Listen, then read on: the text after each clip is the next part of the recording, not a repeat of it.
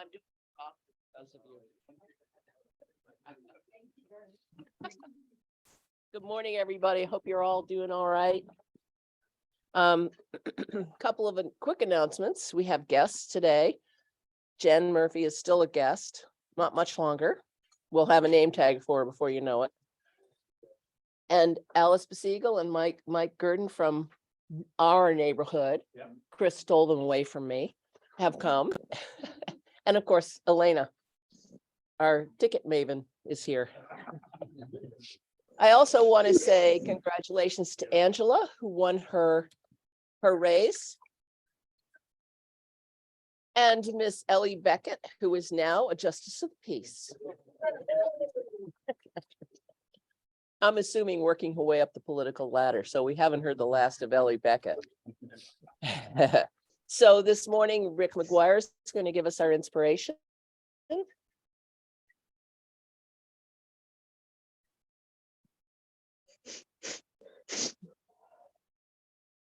Well, good morning. When Sally asked me to do the inspiration, it took me about 2 seconds to think of the topic. And the topic, my inspiration is my brother. My brother passed away about a month ago. And he was a younger brother, about 2 years younger. And when he was born with a he had brain damage. He suffered it during birth. Deprivation of oxygen was the cause. And so growing up, he obviously struggled. And he was taunted as a young child and bullied. But through the course of the number of years, he became very independent. And so after my parents passed away, he was able to actually move into an apartment and live by himself on his own with some support, of course. But when I was helping my two sisters to clean out his apartment this past weekend, we talked with the neighbors. They came in and sought us out, and they kept telling us story after story about how my brother was so helpful to them, how he was a caring individual and would do anything to help his neighbors. And I found, well, and the important thing was they didn't see him as a disabled man. They saw him as a good neighbor. And that was my inspiration. Thank you. Thank you.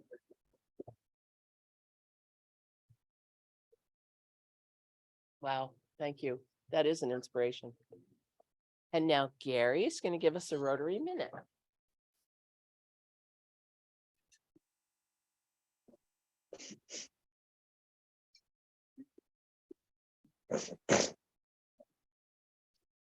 Okay, so I'll walk forward.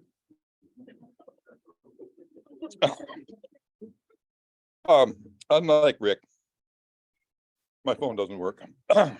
I didn't have 2 minutes to think about who I want to speak about today. Tomorrow we're going to honor Deb Beckett. You should know who she is. Deborah Susan Beckett passed away in the late hours of August 21st, 2020, surrounded by her loving wife, Toby Rockwood, and her children, Sean and Ellie. Never one to hold the spotlight, had a generous and selfless nature, best understood through her influence on our community. Deb cared deeply about civic engagement, giving back to Williston. She demonstrated this commitment daily, and it's hard to find a position that she didn't occupy at some point in her 30-year tenure with the town. Deb retired in March from a 21-year career as a town clerk and treasurer. In addition to her position as clerk, she served as lister, zoning board, development review board member, cemetery commissioner, justice of the peace, town agent, and town grand juror. She was passionate about democratic participation and voter engagement, leading Williston to be a national pioneer of drive-through voting in 2006. Deb cherished Williston's 4th of July festivities, from ice cream socials on the town green to the celebrations at the old brick church. She held supervisory roles for other regional organizations, including the Williston Federated Church, Williston Community Food Shelf, Williston-Richmond Rotary Club, Habitat for Humanity, Vermont League of Cities and Towns, Vermont Municipal Clerks and Treasurers Associations, and the New England Association of Cities and Town Clerks. An American Legion Commander, and board member for both the Williston and Bristol Posts, as well as VFW Life member. A fixture in Williston Boy Scout Troop 692, helping more than a dozen young men, including her own son, achieve their Eagle Scout rank through mentorship in citizenship and community service. She joined the Vermont at the National Guard in 1979 and served 2 tours in the Middle East in 2004 and 2010. While she survived the battlefield, it's no exaggeration to say that Deb gave her life for her country. In 2017, she developed cancer as a result of exposure to toxic burn pits during her service overseas. Complications from this disease ultimately took her life. There's a Rotarian. Thank you.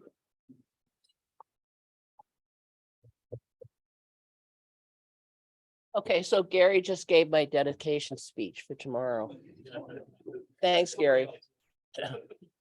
I know where it came from.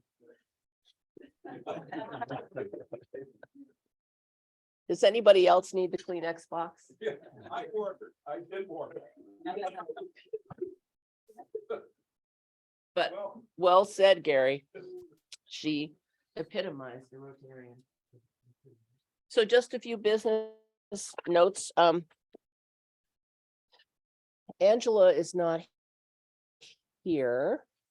And I have yet to hear back from her because of course now she's going to be very, very busy.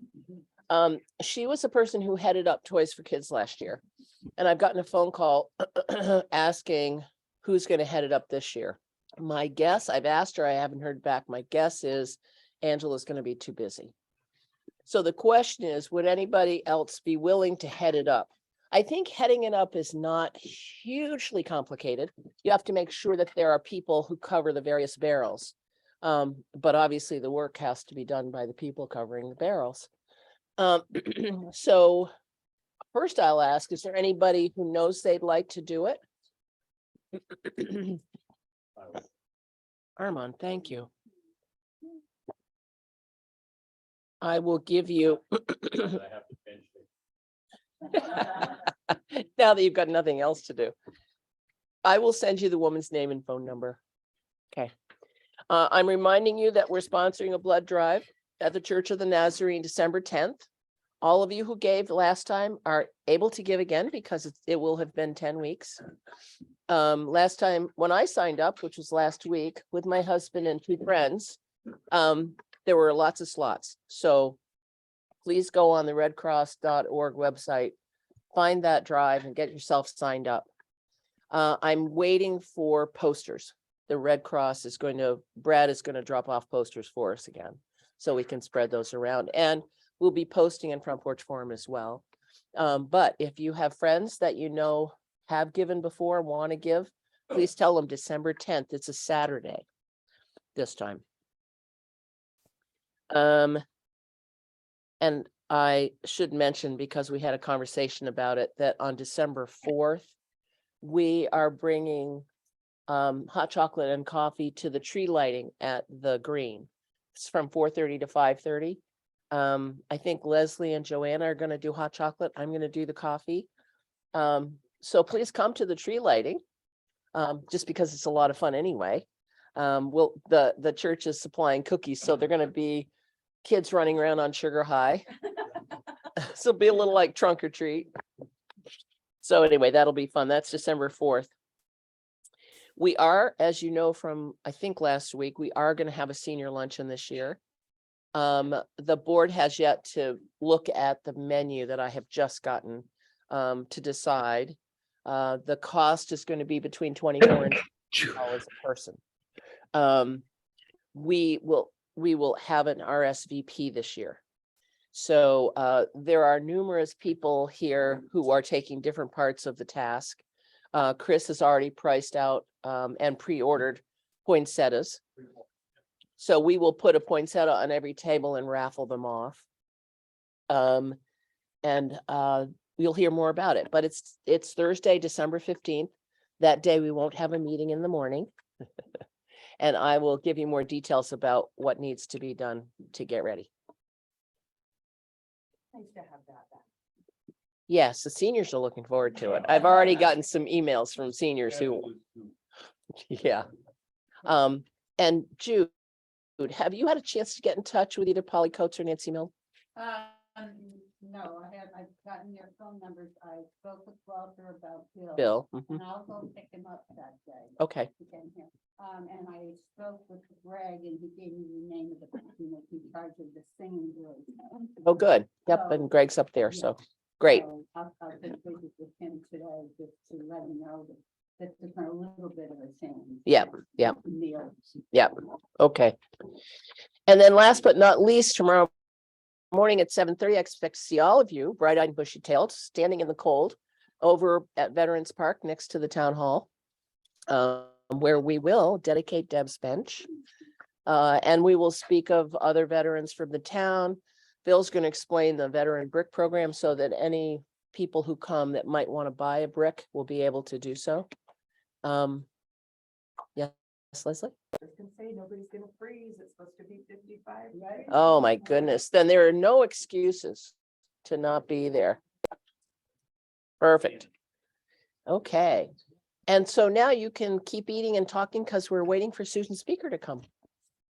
Here momentarily. No worries. Yeah. Oh, right. So everybody who, sorry, everybody who has a Paul Harris should bring their pin or their certificate or their badge or whatever they have for Paul Harris. Because Leslie wants to take a picture of all of our members who have Paul Harris. Since we have a minute for us newer folks, can you explain the whole Paul Harris thing? Sure.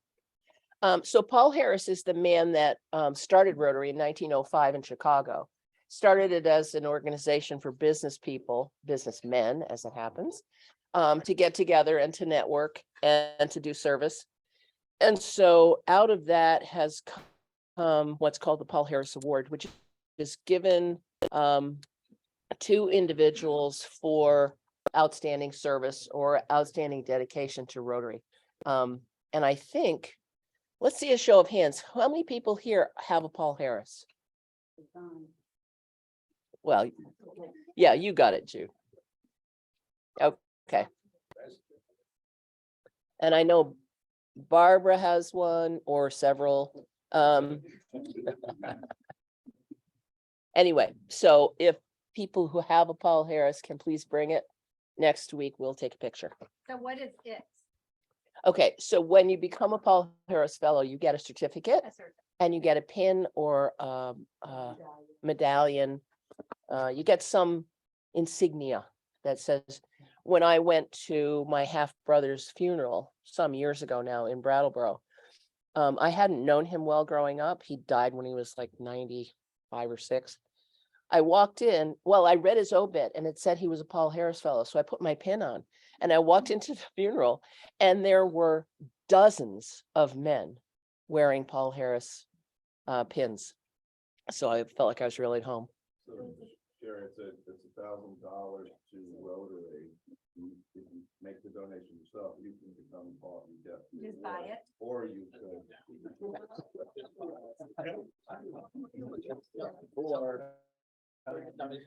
Or many people award it to a friend.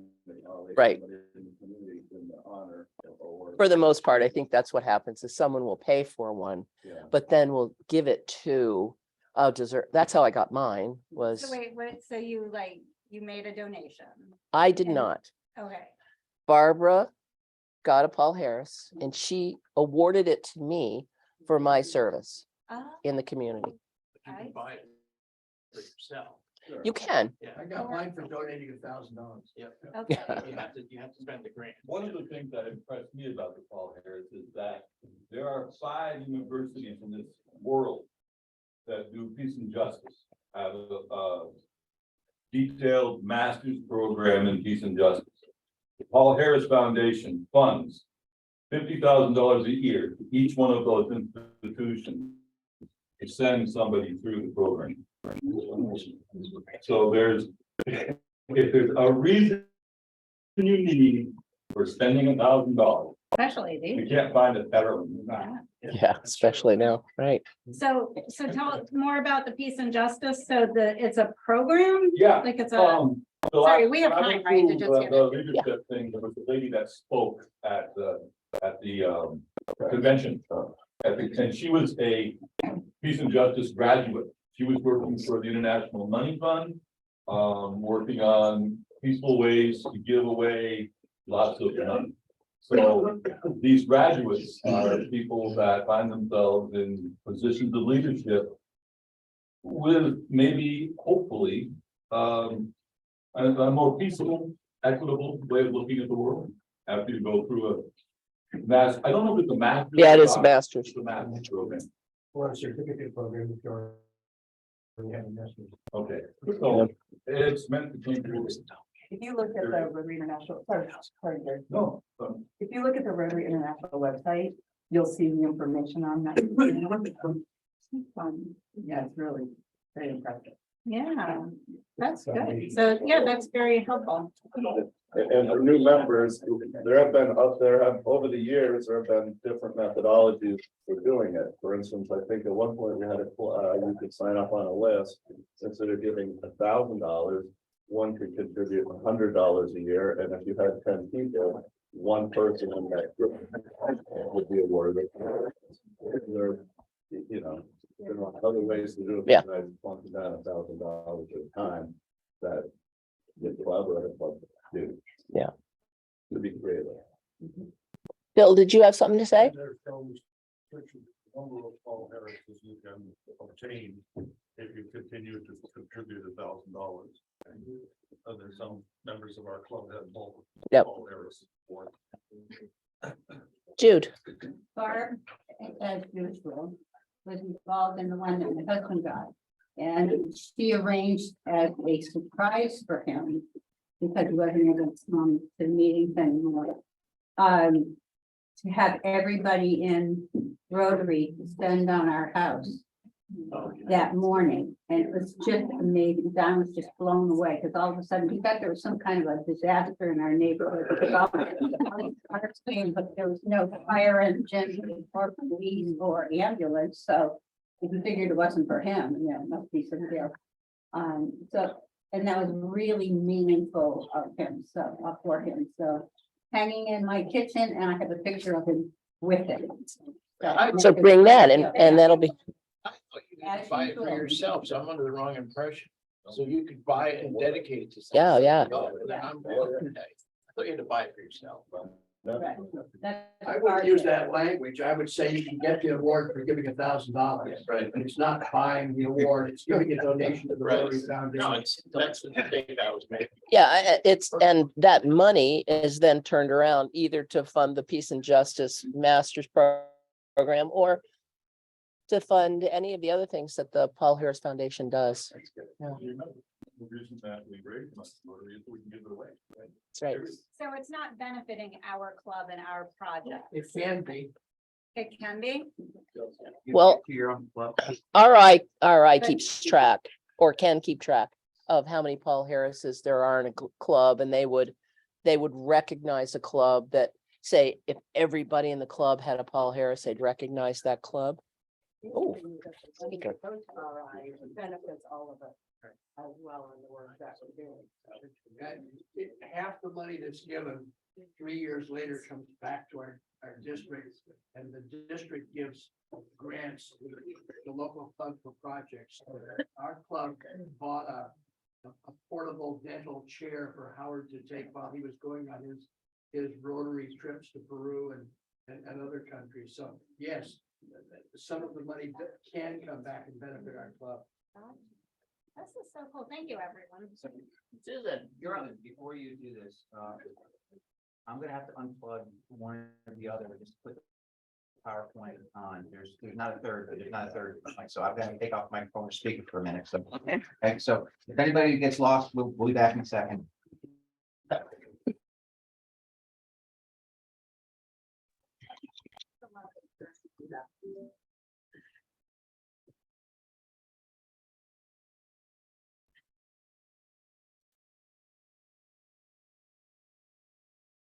This one here? Yes. Okay.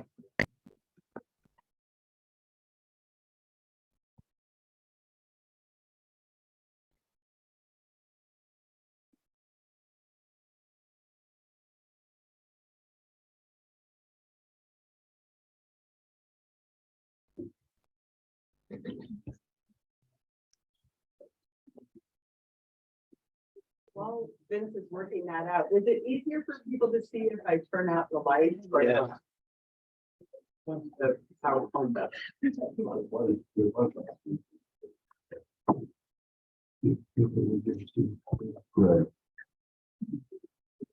Anybody have a preference?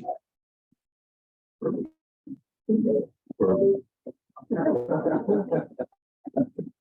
the record, he said birth.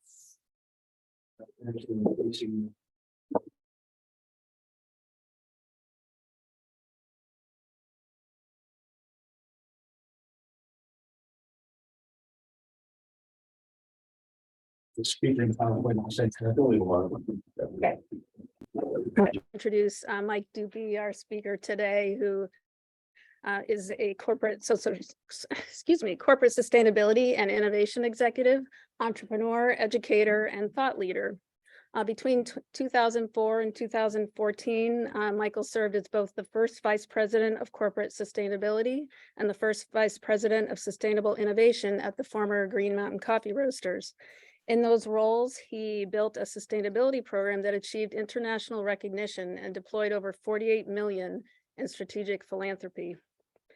Between 2017 and 2021, Mike taught sustainable strategy and supply chain design in the Sustainable Innovation MBA, or the SIMBA program, at the University of Vermont's Grossman School of Business. The SIMBA program has been consistently recognized globally for its innovative approach to business education at the intersection of sustainability and innovation. Mike was recognized as Faculty Member of the Year in 2017 and as Best Adjunct Faculty Member in 2021. At the same time he was doing that, Mike also co-founded Revolution Rail Company, which some of you may have heard of or maybe have even tried, which is a rail bike tourism company located in the Adirondacks in New York. And I've tried that, and if you haven't, I definitely recommend it. It's a lot of fun. So Michael holds degrees from Boston College in history, a joint JD and MBA from Georgetown, and a master's in biomimicry, the topic he's going to speak to us about today, from Arizona State University. So a final note, because there are a lot of baseball fans in this group. Mike is also a lifelong baseball fan, and one of his relatives, Frank Dupee, holds the distinction of officially being the third worst pitcher in the history of Major League Baseball.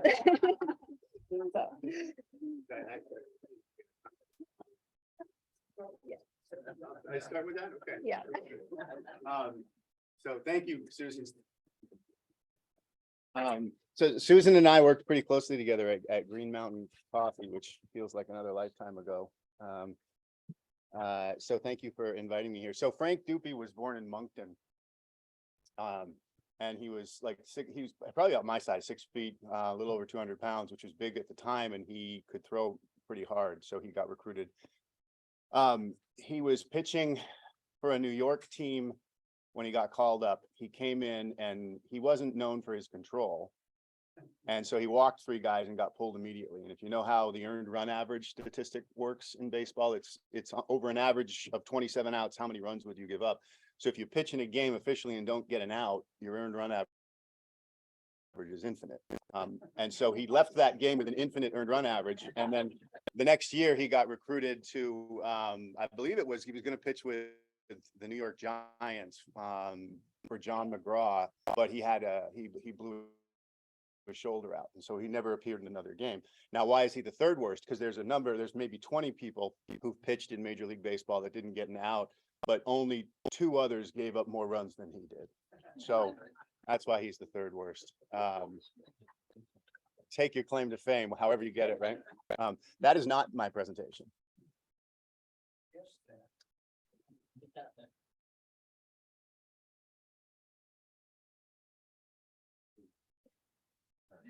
That's all right.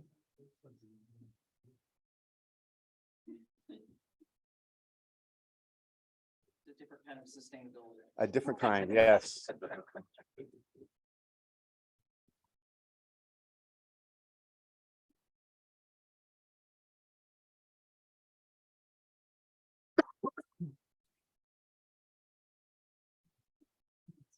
Yeah.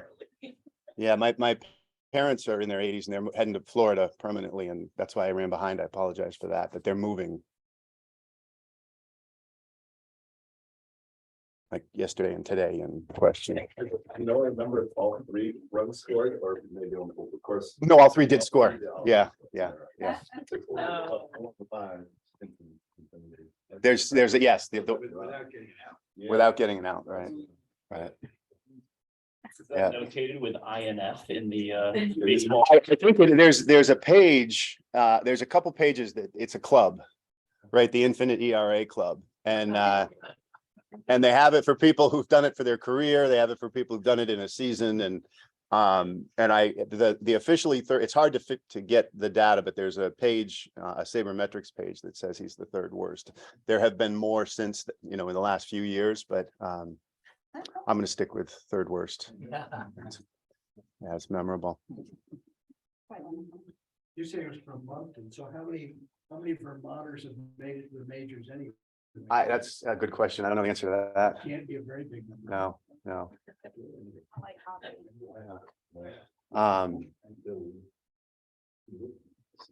I have some speaking notes here. While you're doing that, I can even get started and we can catch up, because I think we've probably waited a bit here. So the title here is Solving Human Design Problems with the Benefit of Nature. And so really what this is about, it's often when people think about biomimicry, they think about nature and animals are nice and I love nature and all that, but here we go. What it's really about is, and should I just call out next slide when I'm ready? Yeah. Okay, so you can go to the next one. So really what this is all about is innovation. Innovation's obviously a hugely popular topic today, where we hear about it all the time in business and definitely in technology. We're all looking for ways to do things better. Can we do it quicker? Can we do it more effectively? Can we do more of it? And when we do that, we tend to focus solely on human thinking, the human brain. We idolize industrial engineers and Elon Musk's of the world, these tech people who seem to be able to figure out everything and think their way through problems. And we spend millions of dollars on books and videos and courses that'll teach us how to manage our time and manage our energy and do our scheduling and all that kind of stuff. And so it's a focus on human cleverness. And I'm on to the third slide at this point. If your computer decides to join us, that's frustrating, huh? It's showing it shared here. Okay. It's not showing it shared there. Okay.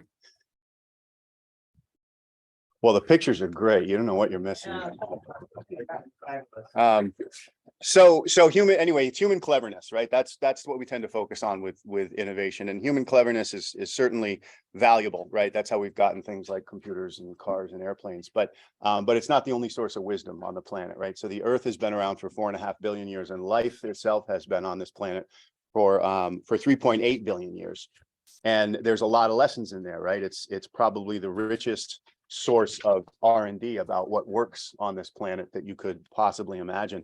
And there's an interesting, two interesting ways to think about it to kind of drive home the point that solely relying on the human brain, you're leaving a lot on the table. So one is, if you were to take all of the history of life on Earth, 4.5 billion years, and kind of condense it down to 1 year in scale, and then start to place in that timeline where everything starts to show up, you'll see, like, for the first 3 months, there's no life on the planet. And then life starts to happen. It's the single-celled organisms and things like that. And then as we get towards September, we start seeing more complex multi-celled organisms.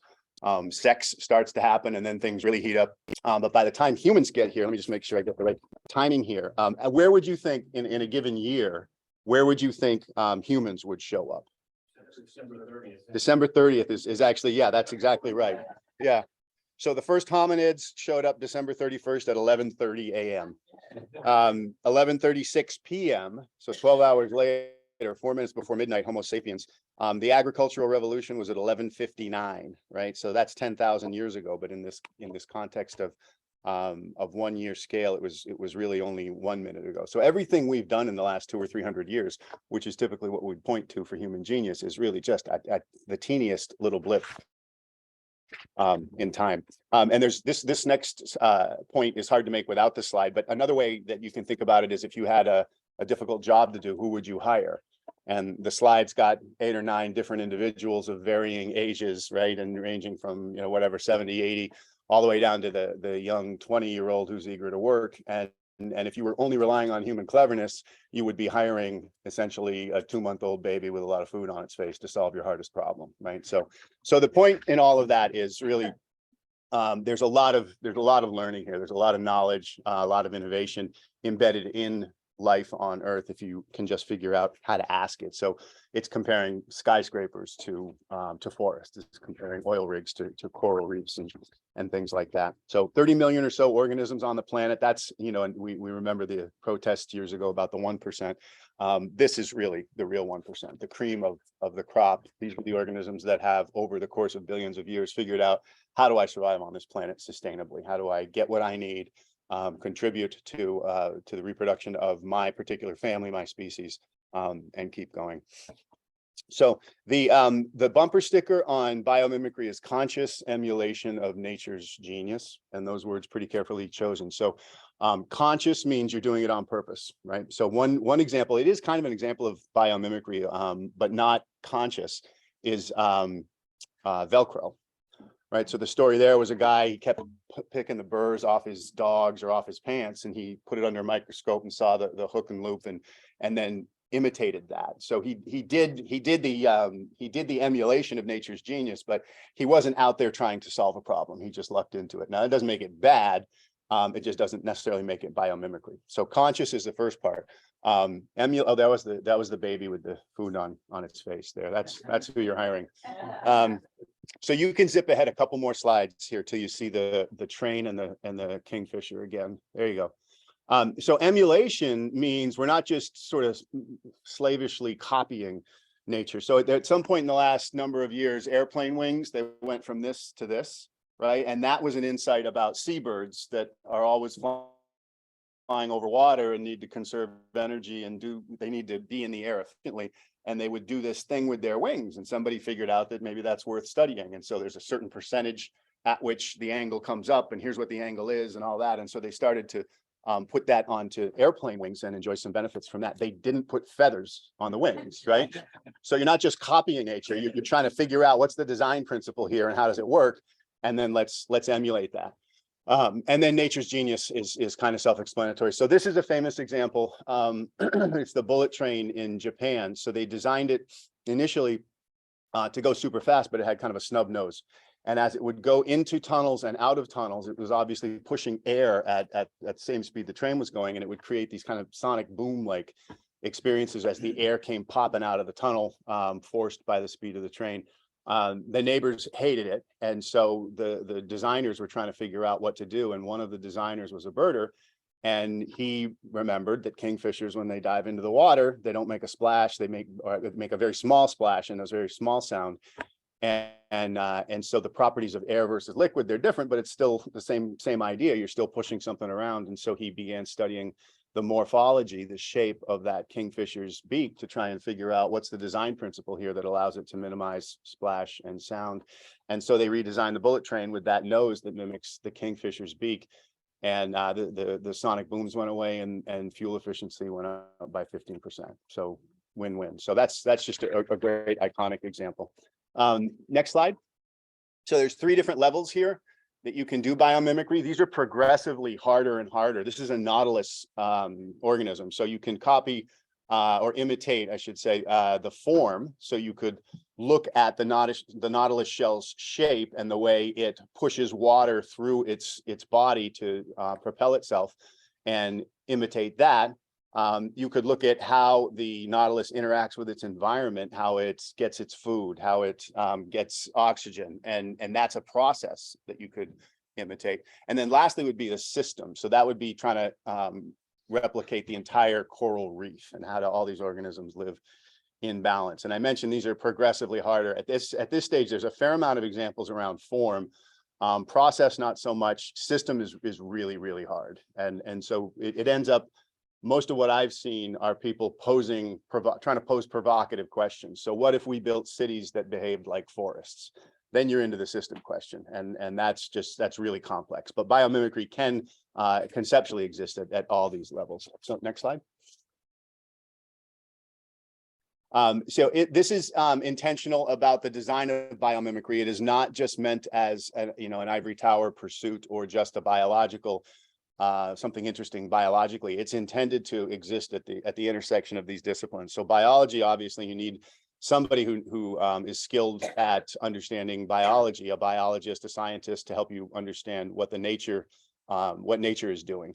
But design and engineering need to come into play because you need to tease out design principles there and figure out how you put them into use in the human environment, and then ultimately put them into products and services that are useful to humankind. Because at the end of the day here, we're trying to move as a society towards sustainability. So it's intentional at the intersection of these disciplines here to put products and services out in the world and help move us further along in that way.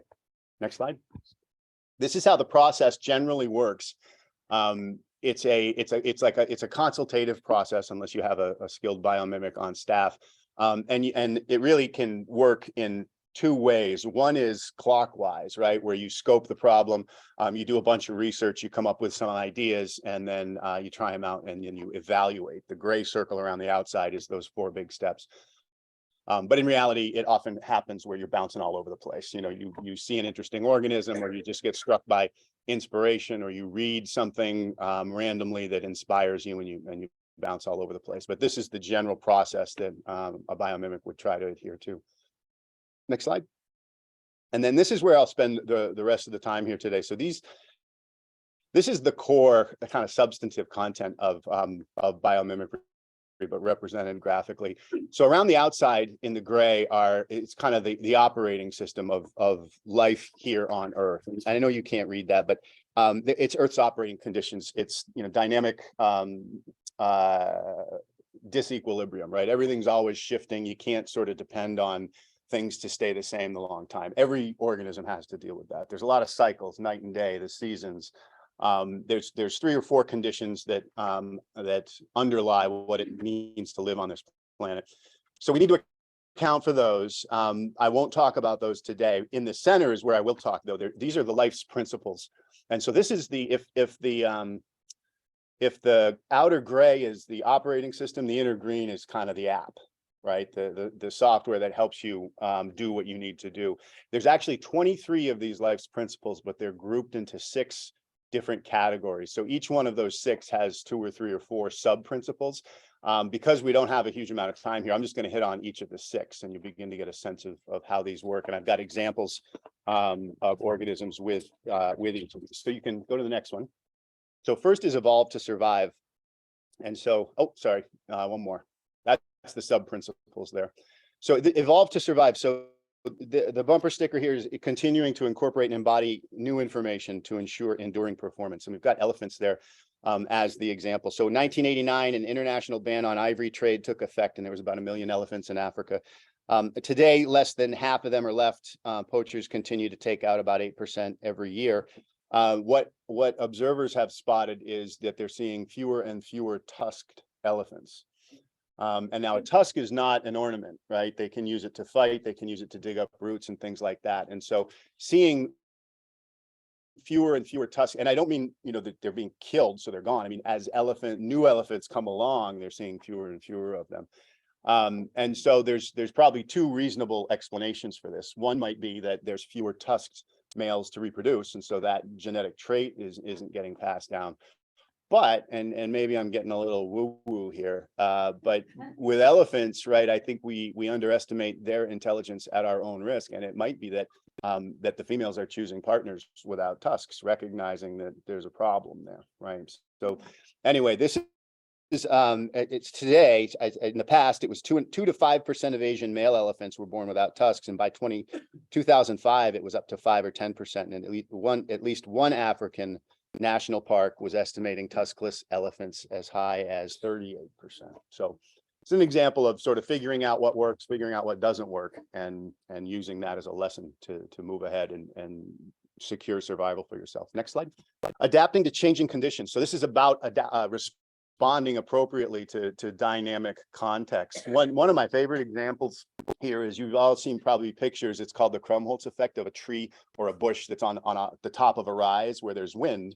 And the tree's kind of over like this. It figures out how to do that. And I always like, it's funny to me to compare it. If we were humans, well, by God, we would pour a cement foundation and we'd reinforce that sucker. We're going to be straight up, damn it. But the tree's like, yeah, whatever.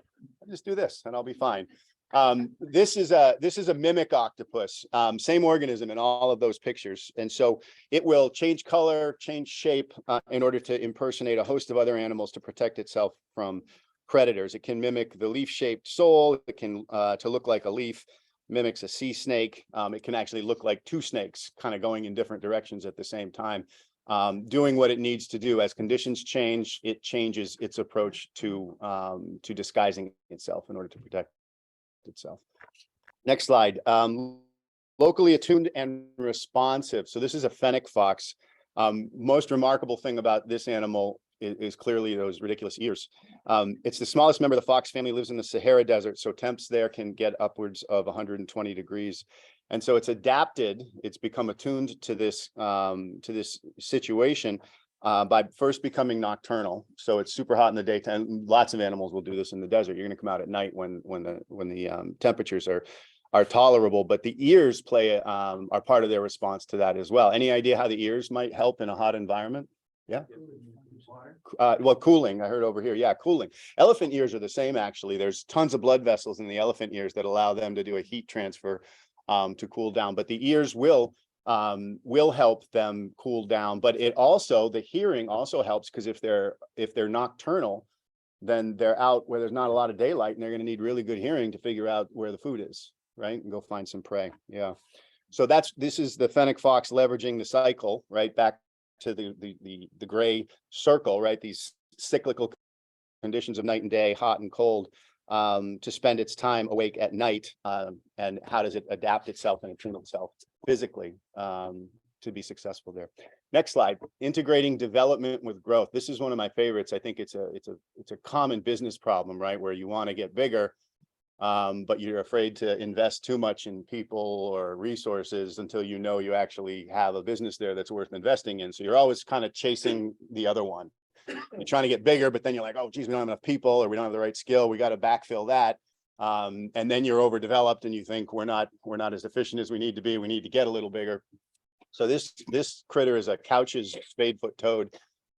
And they reproduce in vernal pools. So the seasonal rains will come, they live underground, seasonal rains come in the desert, and they come up into these puddles that are there for 2-3 weeks at a time, and have a big, it's a big sex party, right? They come up and they just mate like it's 1999. And so the little tadpoles get born, and because of the variability with weather, right? Some years you're going to get a ton of rain, and those little vernal pools will be around for a month. Some years you're not, and it'll only be 2 weeks.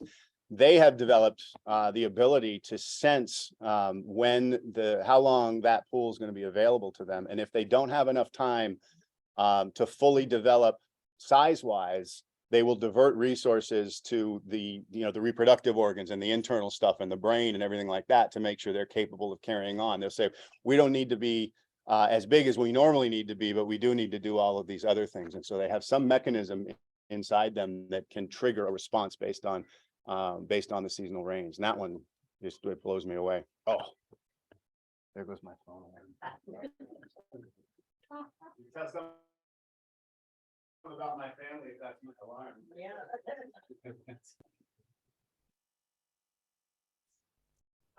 You can hit the next slide. So resource efficient.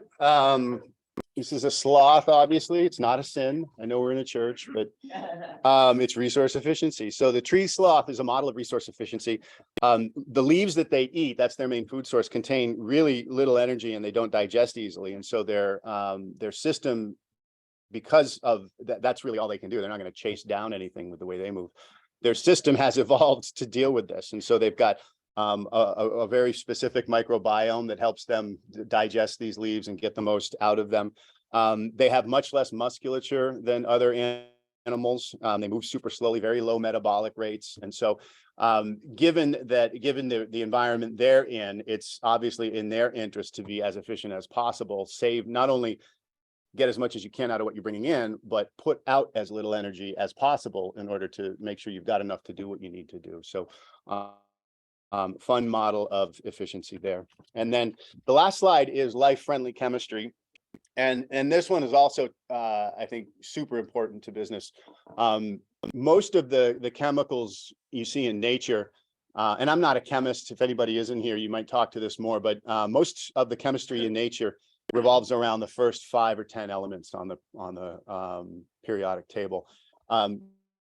Everything else nature just tends to not bother with. And yet as humans, we're experimenting with everything, mixing and matching and trying to see what happens. And again, human cleverness, there's been some good results on that, but then there's also some side effects on that that aren't so great. So this is a great example of using life-friendly chemistry. This is a Venus's flower basket. It's a sponge, and it extracts silicic acid from seawater, converts it to silica, essentially like glass, and then forms these skeletons of glass fibers. The sponge is found at the bottom of the ocean, really, really deep. So under extreme pressure, strong currents, very low temperatures.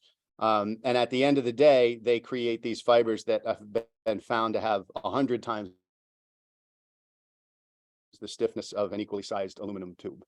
So they're just pulling it right out of ocean water.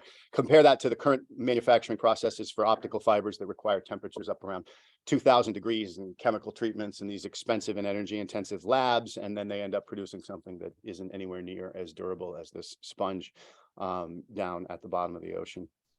So I'll close with a couple examples of 2 companies that were formed on this. So you might, at the end of all this, well, that's neat, but what's an example of how you really turn this into a business or a product? And so you can do the next slide.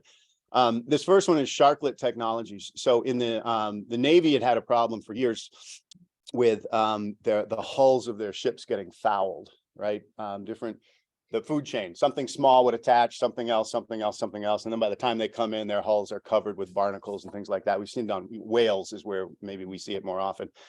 And it hinders the ability of the ship to, it slows it down, hinders its maneuverability and all that kind of stuff. So the Navy had been searching for years for a solution to that, and they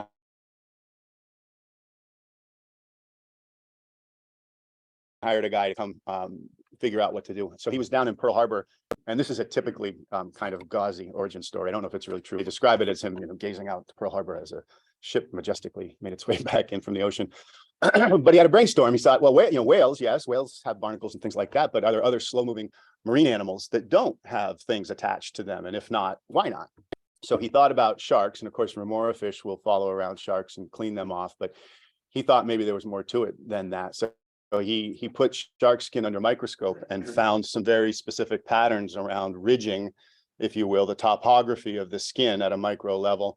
And he had a hypothesis that there was something about that design that made it difficult for the very first organisms in the food chain to attach. And then you don't get that, they call it a trophic cascade, as everything else shows up to eat it. He thought maybe there was something in that, in the way the skin was shaped that prevented that. And so sure enough, he came up with a way to create that pattern with paints and with coverings. And used it to help the Navy solve their problem. And then they were expanding into coatings for hospital shelves and things like that, right? Where a lot of, you go to the hospital, sometimes you come out with something you didn't go in with because of all the germs in there. So that's an example of being inspired by nature, emulating the design principle there on the shark skin for a human product. And then the last one is Ornilux. So yeah, you can switch it. So birds flying into windows. We probably all have had that happen at our house. In big cities, it's a massive problem, way bigger problem than most people ever would realize. This is probably a few years ago, but over 100 million birds in Europe die every year by flying into these windows. There are people who it's a big part of their job to go out in the morning and clean up all the dead birds, and it's because they don't realize there's something there as they fly into it. So some folks at Arnold Glass thought, well, how is it that a bird flying through, you know, say a forest or even just some trees hanging together, they never seem to fly into spider webs. They always seem to be able to avoid them. And I wonder if there's something we could learn from that. So of course they put the spider web filaments under the microscope and figure out that there's a fiber in there that reflects a part of the spectrum that birds can see, but humans can't. And so that's how the birds know that something's there and that they should act to avoid it. And so if you go to the, click the slide, you'll see, so there's what we see. They developed a new window that has these lines in them, and that ends up being what the birds see. It reflects the light spectrum that the birds can see and gives them a chance to avoid hitting it. Now, the downside on this product, right? Sustainability, a lot of times we'd like to think if there was a more sustainable solution, we'd buy it. But usually, and we ran into this at Green Mountain Coffee, you'll buy it as long as everything else is just as good as the other one, right? Still got to taste good, still got to perform and all that. So these windows, humans, you at the right, you know, if you're not looking straight at the window, but you're kind of off to the side, you'll see those lines. And so it wasn't perfect, but super effective for what it was designed for. And I don't have the number here, but I think some of the tests they ran showed that the number of birds hitting the windows went down by like 90% or something ridiculous like that. It was a really obvious and effective solution. So that's biomimicry, right? The leveraging of nature's genius. I think it's super important. It's you can hit the last slide. Why is it important? It works. It's a huge source of R&D if we just know how to frame the right question, right? Biologists have typically been trained over the years, not really to ask questions, but to categorize, right? Taxonomies and things like that. And how are these related to that and all that? And they haven't specifically been encouraged to try and understand how these different design innovations help organisms survive and thrive. But if you can train yourself how to ask those questions and do the right research, then there's just a ton of R&D in there. There's also a lot. You might think, well, is there anything in there that maybe we haven't already figured out on our own anyway? There's always going to be some overlap. But there's some evidence that there's a ton of stuff in everything that we've figured out. There's still a ton more in nature. So there's a scientist named, Julian Vincent, who did a study. It was a TRIZ study where they were trying to compare. They listed a bunch of attributes, so you know, rigid or flexible and all these kinds of things, and they did it in both ways, and then tried to map human patents into the cells, where if something was compostable and rigid, right? Well, yes, we know how to do that here.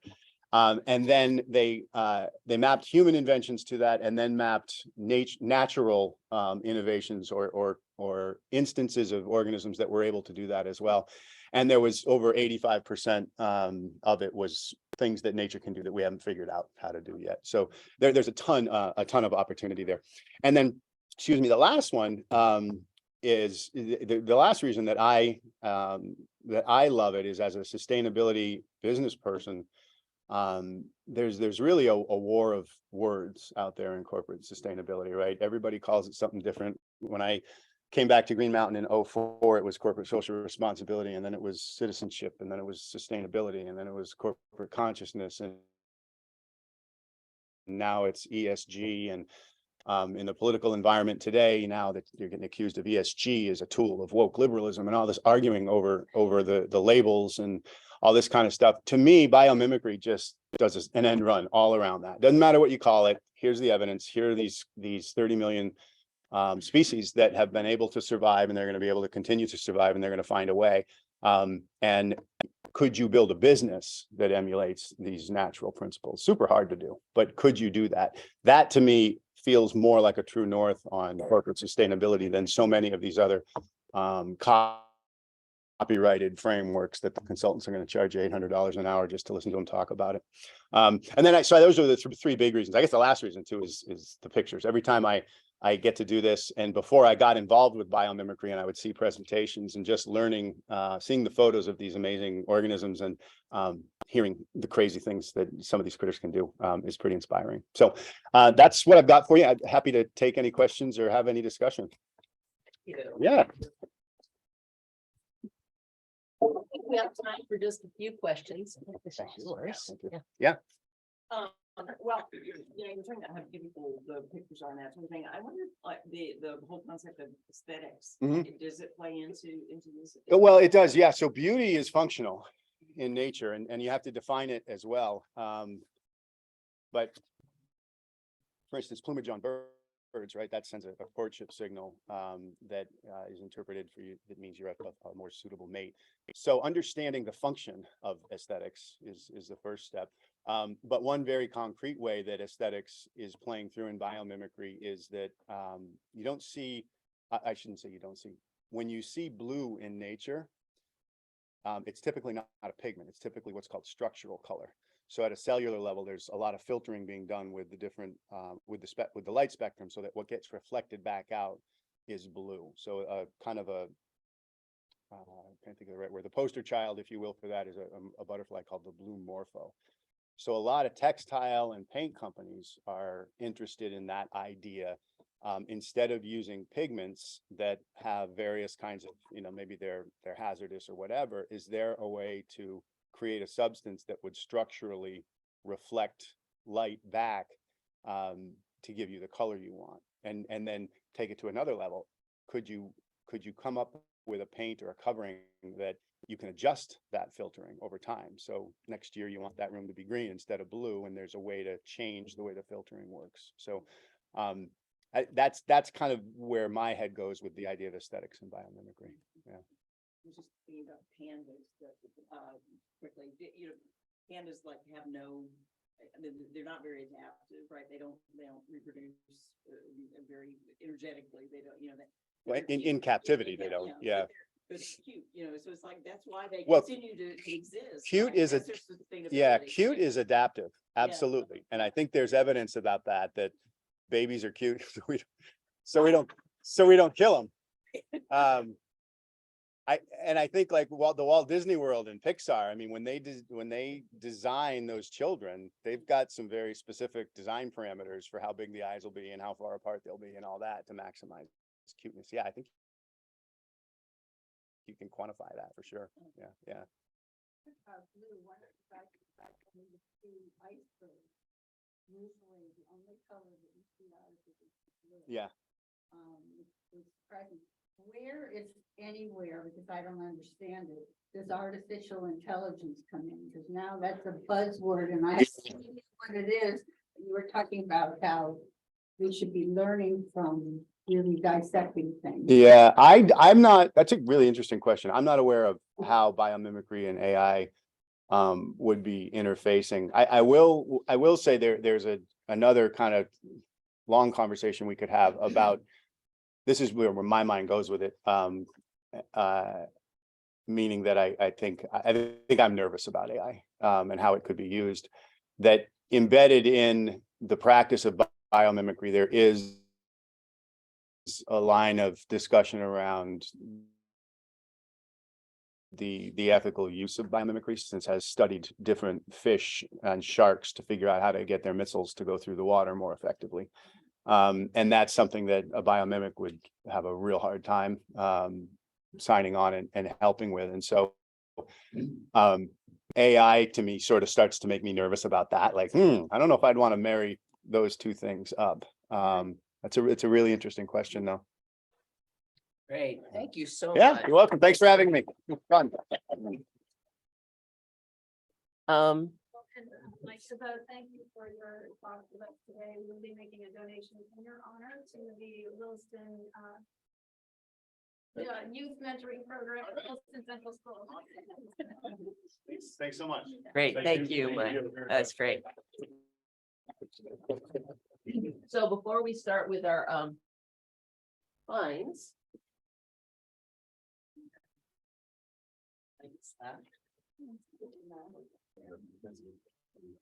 Mike, we have one more job for you. Oh, I gotta pick the. Yeah.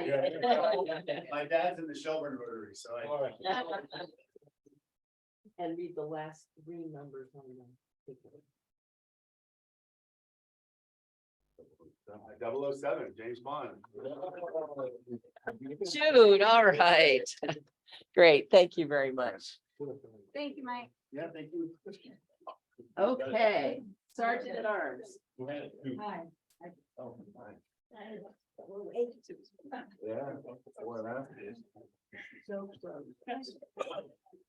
All right, let's see if we can get some money this morning. So I'll start things off.